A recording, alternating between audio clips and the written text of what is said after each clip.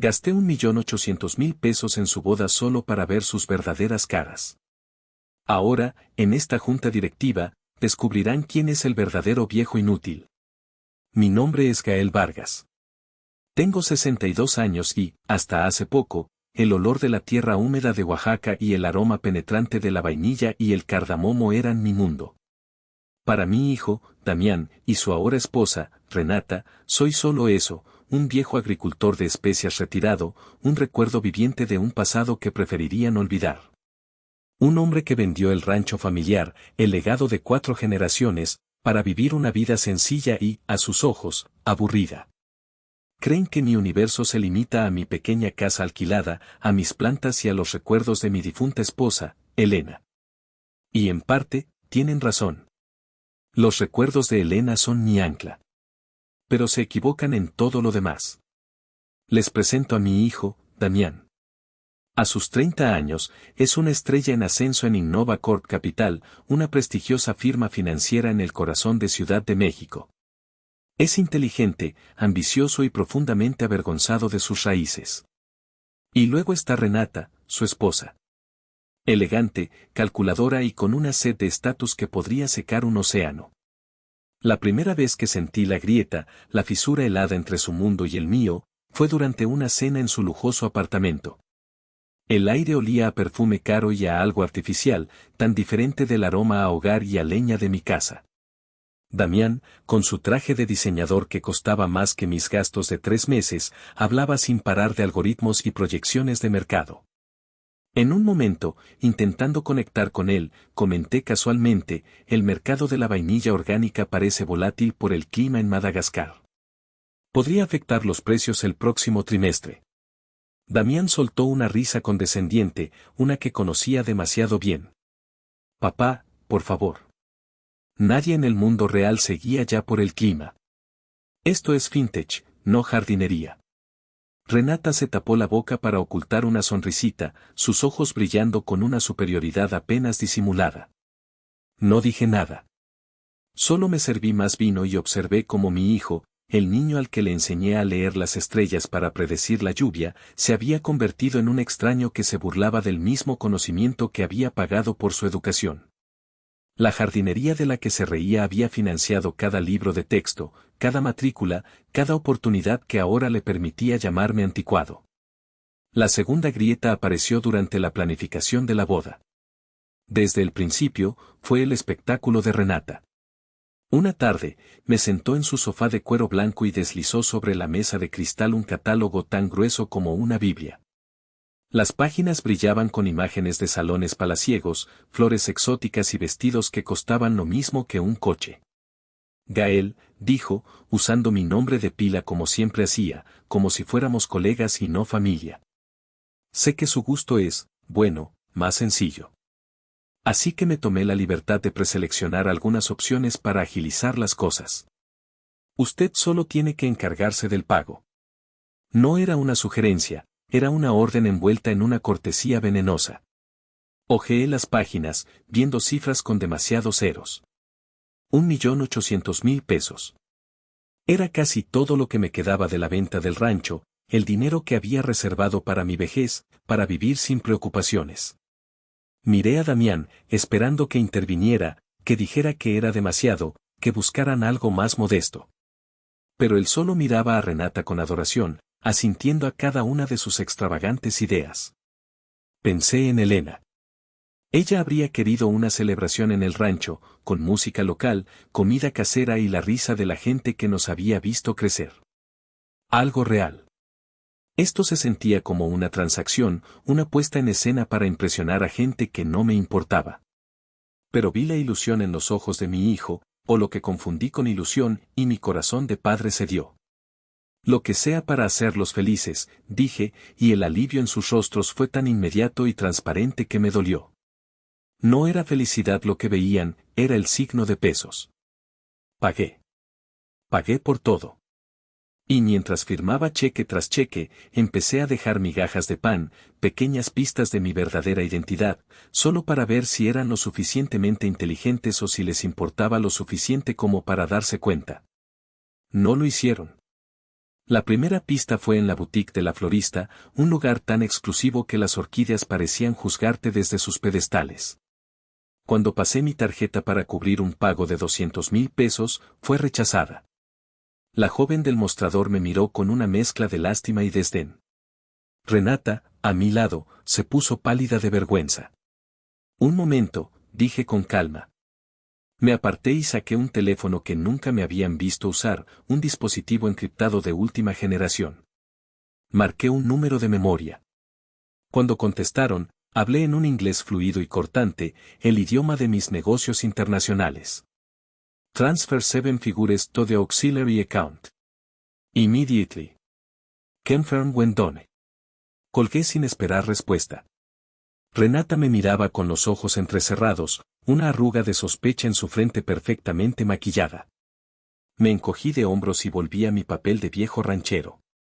Ah, estas cosas de los bancos del pueblo, me reí. Siempre fallan con las grandes cantidades. Ya debería estar solucionado. Volví a pasar la tarjeta y, por supuesto, la transacción fue aprobada al instante. La sospecha en el rostro de Renata fue reemplazada por impaciencia. La explicación más simple era la que quería creer. La segunda pista fue más directa. Estábamos cenando en un restaurante de Polanco para finalizar los detalles del banquete. Mi teléfono volvió a sonar. Era una llamada que no podía ignorar. Me disculpé y caminé hacia un rincón del opulento salón, dándoles la espalda pero asegurándome de que Damián pudiera oírme si se esforzaba. Hablé en voz baja pero firme, usando la jerga de las altas finanzas. La valoración es de 2.000 millones, no aceptaremos menos. La hostilidad de la OPA es nuestra única opción. Liquiden los activos de Singapur si es necesario para asegurar la mayoría accionaria. No quiero excusas. Cuando volví a la mesa, Damián me miraba con una curiosidad genuina por primera vez en años.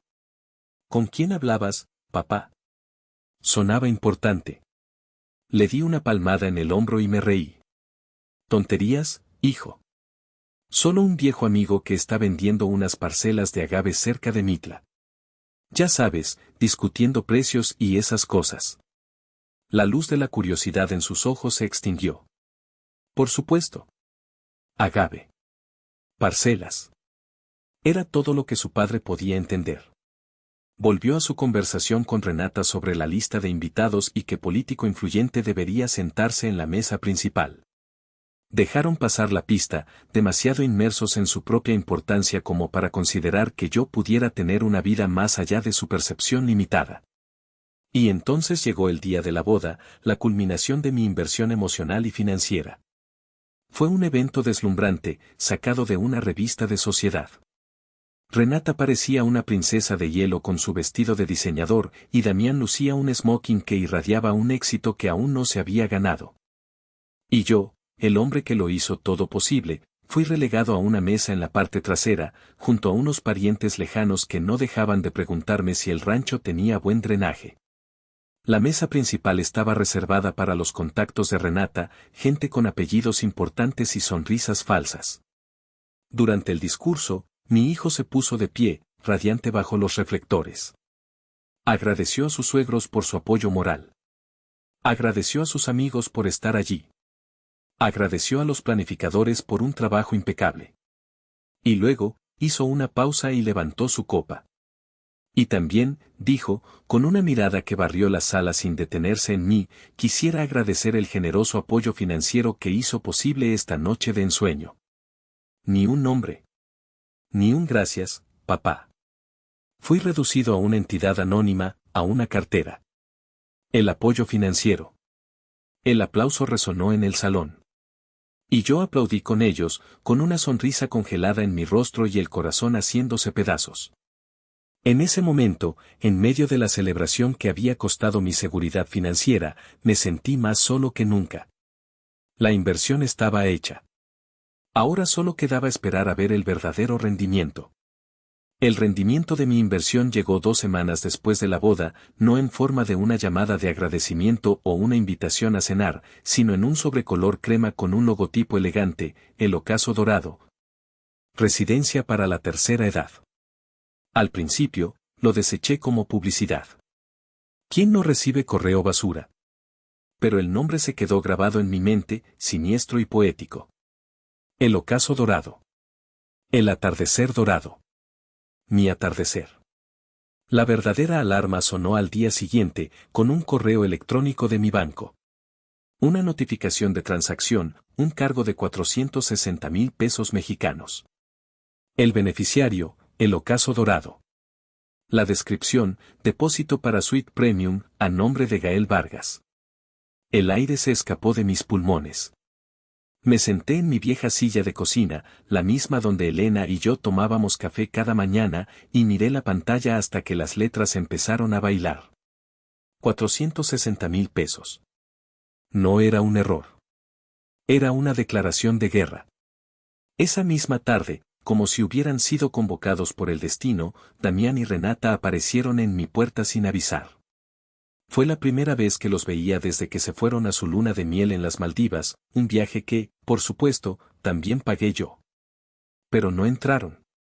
Se quedaron en el porche, a una distancia calculada, como si temieran que mi sencillez fuera contagiosa. Damián, mi hijo, se aclaró la garganta, incapaz de mirarme a los ojos. Papá, comenzó, con el tono ensayado de alguien que va a dar malas noticias. Renata y yo hemos estado hablando. Y, hemos decidido que sería mejor si, por un tiempo, no vinieras a nuestra casa. El silencio que siguió fue denso, pesado. ¿Por qué?, pregunté, aunque ya sabía la respuesta. Renata dio un paso al frente, asumiendo el control. Su voz era suave como la seda, pero con un filo de acero. Gael, nuestros amigos, nuestros contactos, no están acostumbrados a tu estilo de vida. Es complicado de explicar. No queremos que te sientas incómodo. Incómodo. Yo. El hombre cuyo dinero había comprado la casa en la que no era bienvenido. Y también nos preocupa tu memoria, continuó ella, su mirada recorriendo mi modesta casa con desdén. Últimamente has estado gastando dinero de forma muy imprudente. La boda fue un ejemplo. Creemos que necesitas un entorno más estructurado, más seguro. Hemos encontrado un lugar para ti, intervino Damián, finalmente encontrando su voz. Un lugar maravilloso, con doctores y todas las comodidades. Ya está todo arreglado. ¿Qué lugar?, pregunté, mi voz apenas un susurro. Y entonces lo escuché. Damián se inclinó hacia Renata, creyendo que yo no podía oírlo, y susurró las palabras que sellaron su destino, las palabras que rompieron el último hilo de amor paternal que me quedaba. Un lugar para viejos inútiles. El mundo se detuvo. El zumbido de los insectos en el jardín, el lejano ladrido de un perro, todo se desvaneció. Solo existía ese eco, viejos inútiles, rebotando en las paredes de mi cráneo. En ese instante, no vi a mi hijo. Vi a un depredador, a un buitre esperando a que yo cayera para devorar los restos. Supe, con una certeza que me heló los huesos, que había perdido a Damián para siempre. El niño que crié ya no existía. No discutí. No grité. No les mostré el dolor que me desgarraba por dentro. Hacerlo habría sido darles el poder, la confirmación de que su plan estaba funcionando. En lugar de eso, reuní los fragmentos de mi corazón roto y los forjé en una máscara de calma. Los miré directamente, primero a Renata y luego a Damián, a los ojos de mi hijo, y vi un vacío que me aterrorizó. Asentí lentamente. Entiendo, dije, y la simpleza de esas dos palabras pareció desarmarlos. Esperaban una pelea, lágrimas, súplicas. No les di nada. Se fueron visiblemente aliviados, convencidos de su victoria. Cerré la puerta y me apoyé en ella, el temblor que había estado conteniendo finalmente recorrió mi cuerpo. Pero no era un temblor de debilidad, era de furia. Una furia fría, cristalina y absolutamente lúcida. Caminé por mi casa, pasando por el pasillo que llevaba a mi dormitorio, pero en lugar de entrar, me detuve frente a una pared de estanterías llenas de libros de agricultura y viejas novelas. Coloqué mi mano en un libro específico, 100 años de soledad, y lo empujé hacia adentro. La estantería se deslizó hacia un lado con un suave silbido, revelando una puerta de acero. Detrás de ella no estaba el estudio de un ranchero, sino el centro de comando de un titán de la industria. Pantallas múltiples, servidores zumbando silenciosamente, un escritorio de obsidiana pulida. Este era mi verdadero mundo, el que había mantenido en secreto incluso de mi propio hijo. En el centro del escritorio, en un marco de plata, había una foto de Elena, sonriendo, con el sol de Oaxaca iluminando su cabello. Tomé la foto en mis manos, el frío metal contrastando con el calor de mi rabia. Perdóname, mi amor, le susurré a su imagen sonriente. Te prometí en tu lecho de muerte que siempre cuidaría de nuestro niño. Que lo protegería de todo. Pero nunca imaginé que tendría que proteger nuestro legado de él. Mis dedos trazaron su rostro.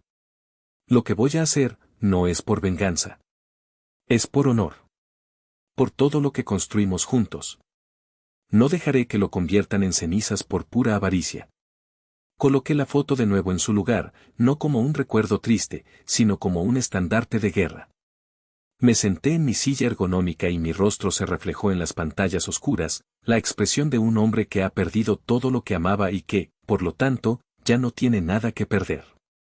Activé el sistema con mi huella digital. Las pantallas cobraron vida, mostrando flujos de datos, mercados de valores y comunicaciones encriptadas. Hice una videollamada. Unos segundos después, el rostro sereno y profesional de Jimena Lira, mi vicepresidenta y la persona más leal que conocía, apareció en la pantalla principal. Señor Vargas, dijo, su voz tranquila como siempre, aunque sus ojos agudos notaron la tormenta en los míos. ¿Ocurre algo? Mi voz, cuando hablé, era irreconocible. Era el tono que usaba para cerrar tratos de miles de millones, para desmantelar corporaciones, para construir un imperio desde las sombras. Era la voz de Gael Vargas, el presidente. Era pura escarcha. Jimena, activa el protocolo, tormenta. No hubo preguntas. No hubo vacilación. Jimena simplemente asintió, sus dedos ya volando sobre su teclado. Cancela cada uno de los 45 pagos relacionados con la boda de Damián Vargas. Quiero que cada proveedor, desde el salón hasta el último canapé, reciba una notificación de anulación de pago de inmediato. La razón, fraude contractual. Congela todas las líneas de crédito personales y corporativas asociadas a Damián Vargas y Renata Reyes. Que no puedan comprar ni un café. Hice una pausa, saboreando el siguiente golpe. Y lo más importante. Convoca una junta directiva de emergencia para Vargas Holdings y todas sus subsidiarias, incluyendo Innova Corp Capital. Viernes, 9 de la mañana. Que la notificación sea clara, el presidente asistirá personalmente. Jimena levantó la vista de su pantalla, una chispa de comprensión en sus ojos. Entendido, señor. La tormenta ha comenzado. Corté la llamada y me recliné en mi silla, observando los datos que ya comenzaban a fluir en las pantallas. Notificaciones de cancelación enviadas. Tarjetas de crédito denegadas. El primer trueno de una tormenta que ellos mismos habían provocado estaba a punto de retumbar en sus vidas perfectas y vacías. Y yo iba a disfrutar cada relámpago. La tormenta no tardó en llegar. El infierno que desaté sobre ellos no fue de fuego y azufre, sino de llamadas telefónicas, correos electrónicos con letras rojas y el humillante sonido del silencio cuando una tarjeta de crédito es rechazada. Imaginé la escena, y Jimena me la confirmó más tarde con un informe detallado que leí con una sonrisa sombría.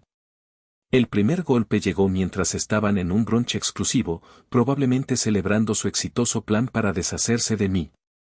El teléfono de Renata sonó. Era la diseñadora de su vestido de novia, su voz, antes melosa, ahora era un témpano de hielo. Renata, querida, ha habido un problema con el pago final. El banco lo ha revertido. Mientras Renata intentaba balbucear una excusa, el teléfono de Damián vibró. Era el gerente del lujoso salón de eventos.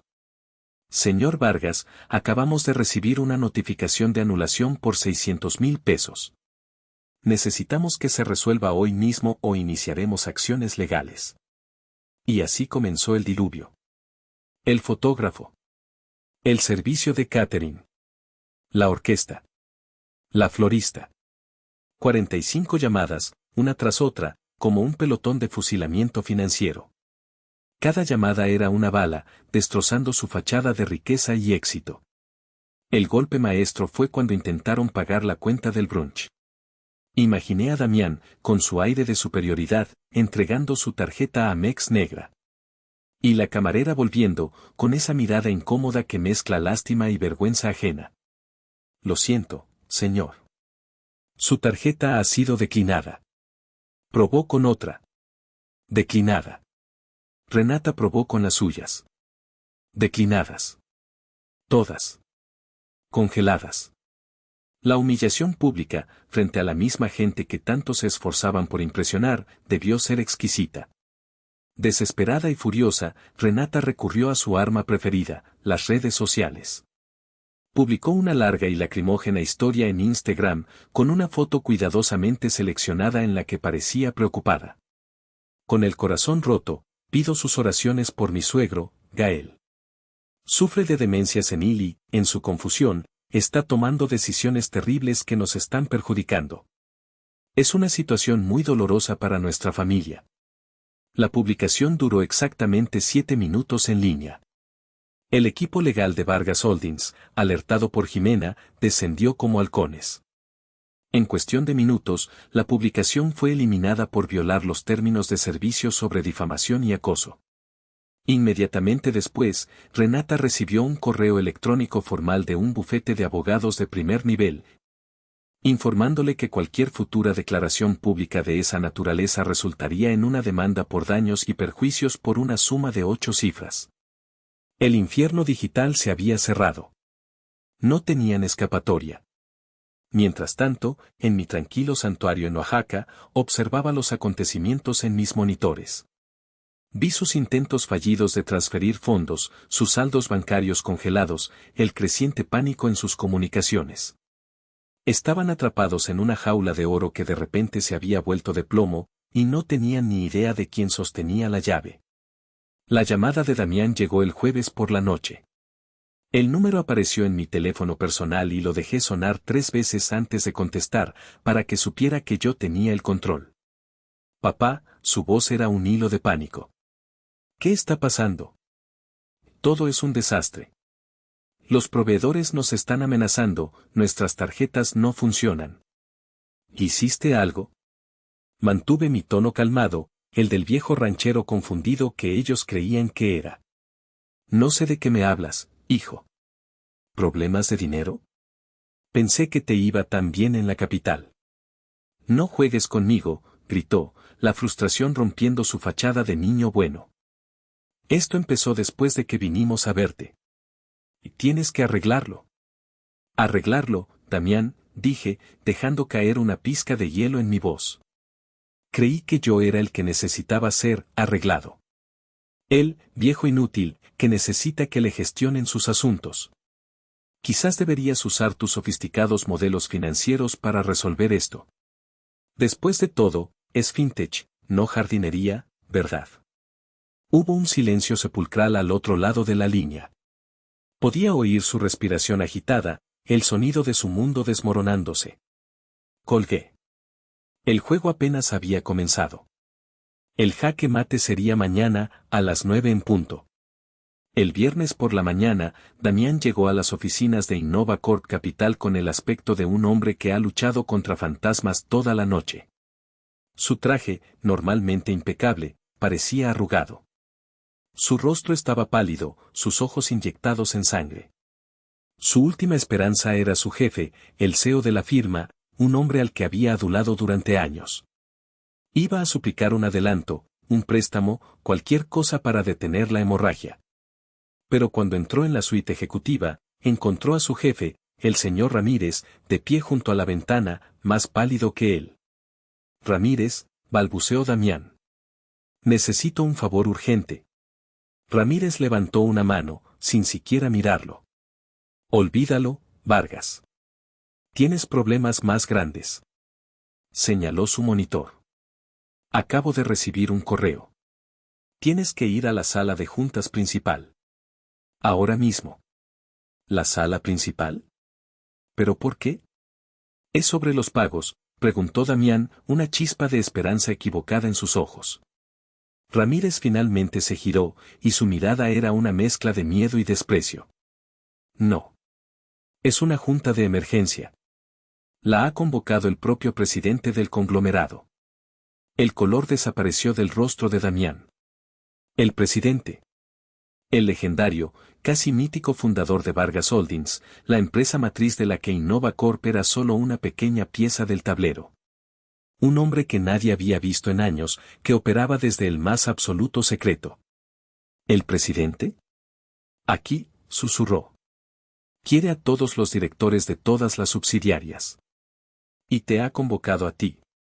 Específicamente. A ti y a tu esposa. El terror puro reemplazó la desesperación en los ojos de Damián.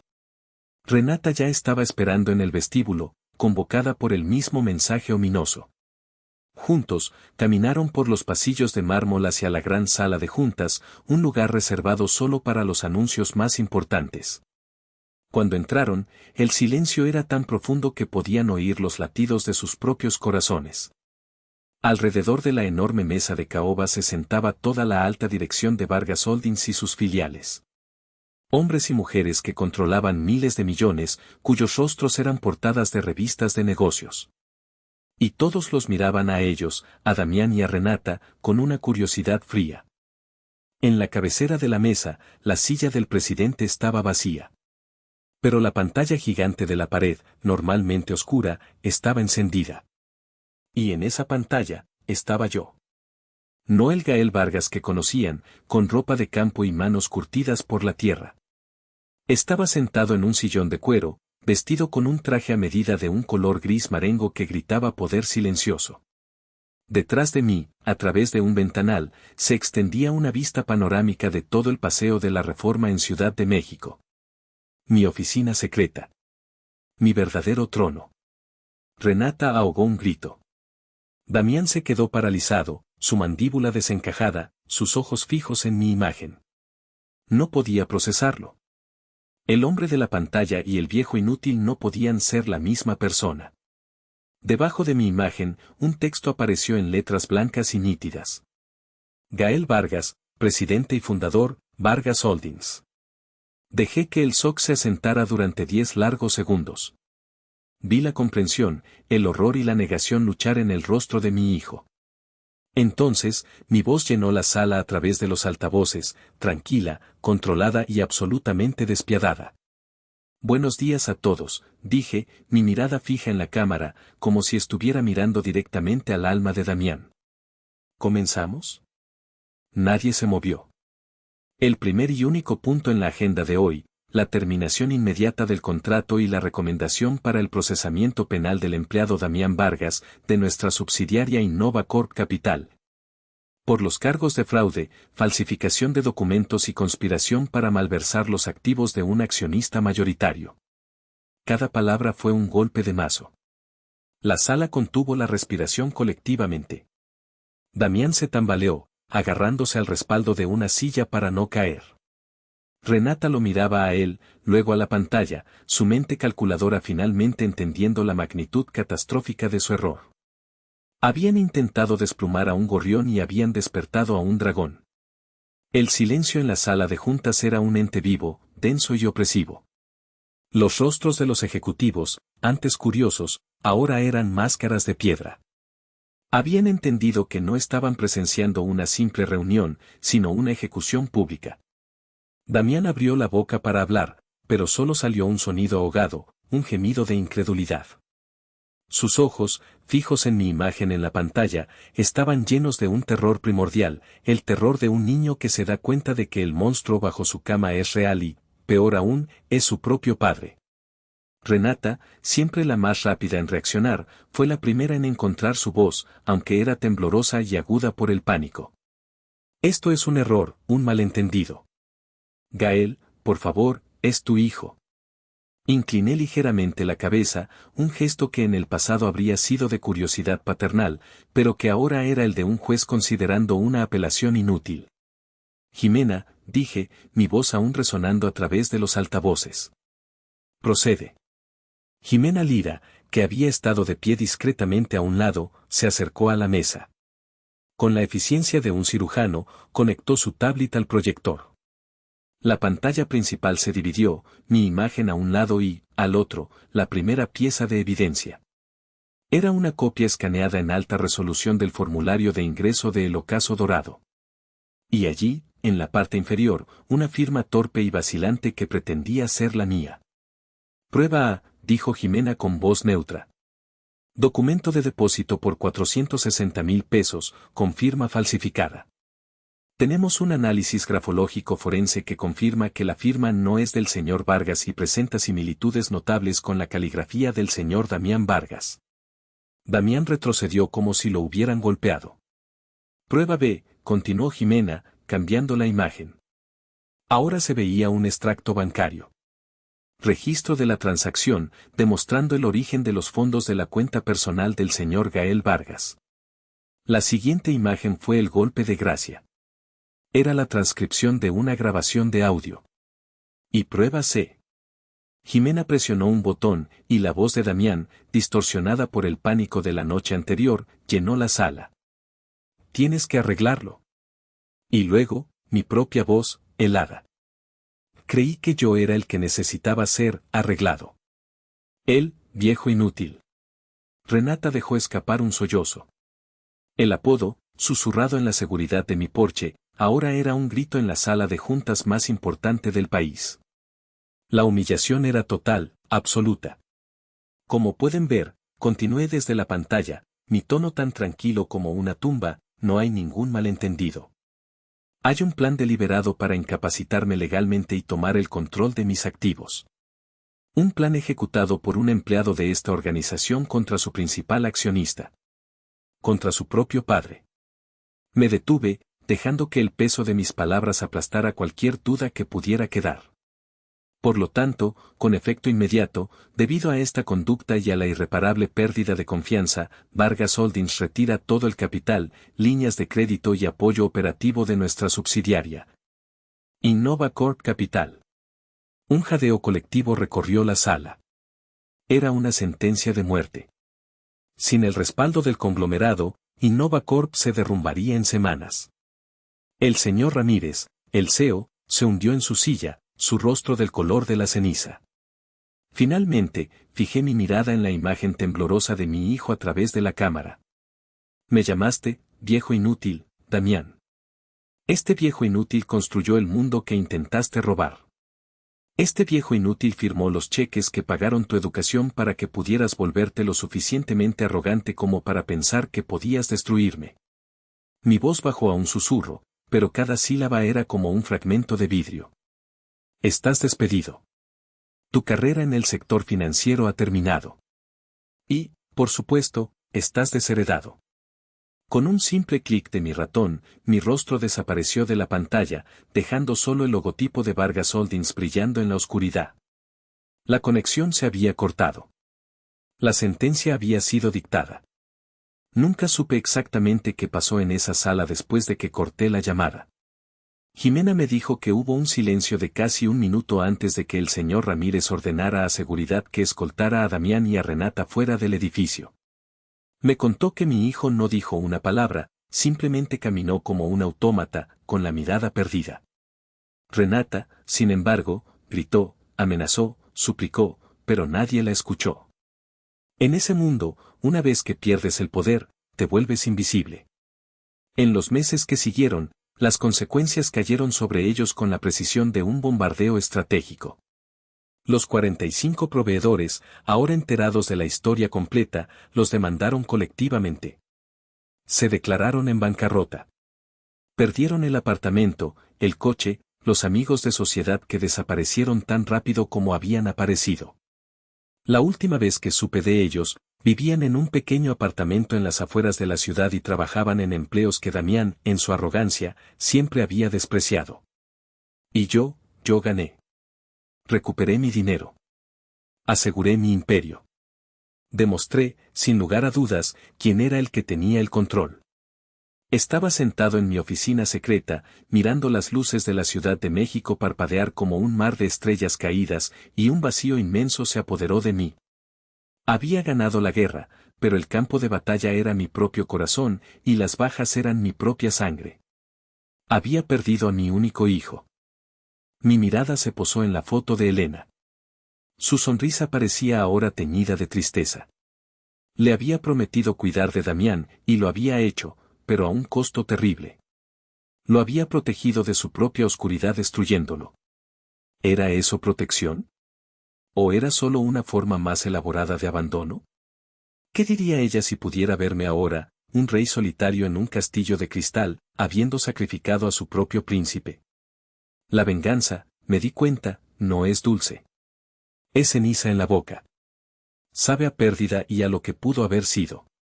Sabe a silencio en una casa demasiado grande. He ganado. Lo recuperé todo. Pero por las noches, cuando el silencio es más profundo, todavía puedo escuchar el eco de la voz de un niño pequeño llamándome papá. Y me pregunto en qué momento exacto de su vida ese niño decidió que el dinero de su padre valía más que su amor. Hice lo correcto, ¿verdad?